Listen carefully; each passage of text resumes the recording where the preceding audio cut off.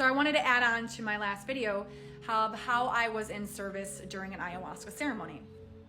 The first one I did was an English-speaking one. The second one I did was a Spanish-speaking one. And yes, there was a lot of English-speaking, but there was some individuals that didn't speak any English.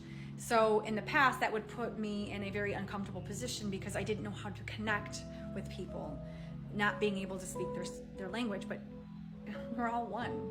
So regardless of language, we're still connecting. And it doesn't take verbiage to do that.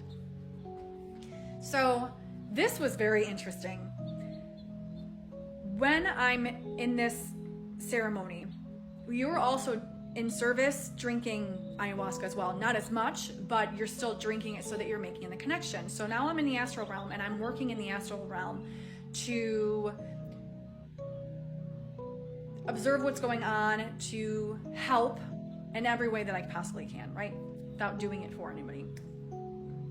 So what I was actually witnessing was the Lyran Orion Wars. So the Lyrans are a starseed civilization that looks like lions, felines. And that is something that I'm connected to. And I had brothers and sisters that were there in ceremony that are also Lyran. And I watched their own wars that they were going through. I was there. And the message that I was getting was the war is over. It is now time for the warriors to rest. And something I want to add to this is there was concerns as to who is right, who is wrong. But look from the perspective of source. Everything is source. Now look at source as a parent. And even if one of your children choose to do something that creates suffering for themselves or others, do you love them less? We're all one with all that is. We're not separate from anything, right?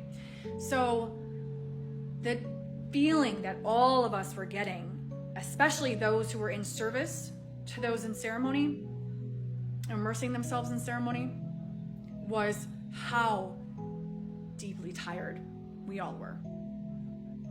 And the other thing that was coming up was dragons. A lot of us were seeing dragons, and I was connecting with Tiamat. So I know Tiamat as the mother of dragons, and I was seeing a multiple-headed dragon. And there was different colored heads. And if I wasn't aware that everything is me, like I am one with all that is, that there's nothing to be afraid of, that fear is an illusion, I could see how I would be terrified seeing this multiple-headed dragon, but on top of that, a little scary looking. This isn't How to Train Your Dragon looking whatsoever. It's still beautiful. And because I knew I wasn't separate from her, I pulled her head to me, forehead to forehead, and I said, I love you. And the head that I pulled towards me was a ruby red. But now I saw pictures afterwards, and I did not know Tiamat had multiple heads. I didn't know she had multiple colored heads. And I didn't know the main head was ruby red, at least from the images now that I've seen.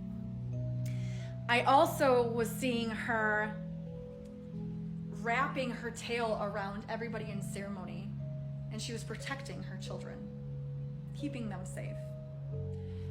And then I could hear her knocking her tail around and things in the garage, knocking things around. And then when I turned around, I could see because the garage door was open, this big, huge pole barn, and I could see her peeking out. And I'm like, hey, you're knocking shit around with your tail, careful, you know? Anyways,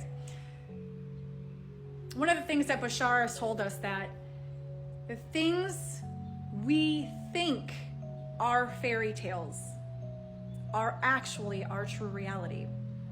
We've just forgotten. But through this awakening, we're starting to remember the different realms. You are God having a human experience. Imagination is creation. So if you can imagine it, it exists somewhere.